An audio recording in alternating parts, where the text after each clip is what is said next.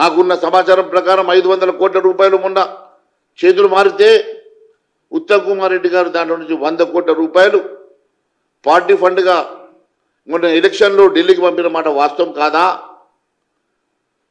మీకు చేసి వేణుగోపాల్కి నువ్వు 100 కోట్లు ఇచ్చి నీ మిత్ర సహచర మంత్రులు ఇస్తున్నారు, నేను ఇవ్వకుంటే మళ్ళీ వెనకబడిపోతా, రేపు అవకాశం వస్తే నేను రేసులోకి వెళ్ళి తప్పుకోవాల్సి వస్తుంది, నేను కూడా రేసులో ఉన్నానని చెప్పుకోవడానికి కోసం నువ్వు 100 కోట్ల రూపాయలు ఢిల్లీకి పంపిన మాట వాస్తవం కాదా? మరి మొన్న వసూలు చేసిన 500 కోట్లకెళ్ళి నువ్వు ఇచ్చిన మాట కూడా వాస్తవం కాదని అడుగుతున్నా. ఉత్తమ్ కుమార్ రెడ్డి గారు విచ్చలవిడిగా మీ డిపార్ట్మెంట్లో ఇన్ని 100 కోట్ల రూపాయల వసూలు జరుగుతూ ఉంటే మరి దానికి ఉత్తమ్ కుమార్ రెడ్డి గారు బాధ్యత తీసుకుంటారా, లేకుంటే అధికారులు బాధ్యత తీసుకుంటారా చెప్పాల్సినటువంటి అవసరం ఈ ప్రజానీకానికి ఉన్నదని చెప్పి నేను తెలియజేస్తా ఉన్నాను. అంతేకాకుండా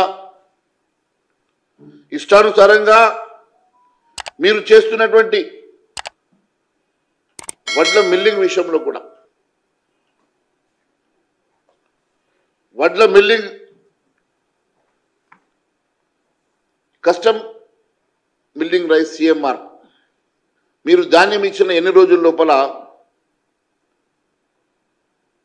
మీరు రైస్ని తీసుకోవాలి మరి మీ నిబంధన ఏమున్నదో తెలియజేయాల్సిన అవసరం చౌహాన్ గారు మీ మీద ఉన్నదని తెలియజేస్తా ఉన్నా. మరి ఎన్ని రోజుల నుంచి రైస్ మిల్లర్లు మీరు ఇచ్చినటువంటి ధాన్యాన్ని వాళ్ళ దగ్గర పెట్టుకొని సిఎంఆర్ కింద మీకు ఇవ్వాల్సినటువంటి రైస్ని ఇప్పటి వరకు ఎంత ఇచ్చారు, వాళ్ళ దగ్గర ఎంత ఉన్నదో ఏమైనా లెక్కలు మీ కాడ ఉన్నాయని అడుగుతున్నా. ఈరోజు ప్రతి సంవత్సరం కొనుగోలు చేసేటువంటి ధాన్యం రైస్ మిల్లర్ దగ్గరికి పోతే ఆ రైస్ మిల్లర్లు మీకు ఇవ్వాల్సినటువంటి సిఎంఆర్ రైస్ ఇప్పటి వరకు ఎంత ఇచ్చారు, రైస్ మిల్లర్ దగ్గర ఎంత పెండింగ్ ఉన్నదో తెలియజేయాల్సిన అవసరం మీ మీద ఉన్నది. ఇంత జాప్యం చేయవచ్చునా?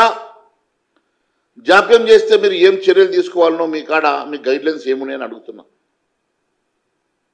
మరి జాప్యం చేసేటువంటి రైస్ మిల్లర్లకి డిఫాల్టర్ల కింద ఒక జాబితా మీరు ఏర్పాటు చేసుకున్నారా?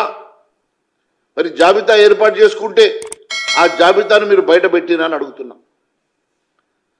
ఒకవేళ అలాంటి డిఫాల్టర్లకు మళ్ళీ ధాన్యాన్ని మీరు ఏ రకంగా ఇస్తున్నారో దీనికి సమాధానం చెప్పాల్సిన అవసరం ఉన్నదే అని చెప్పి నేను అడుగుతున్నా.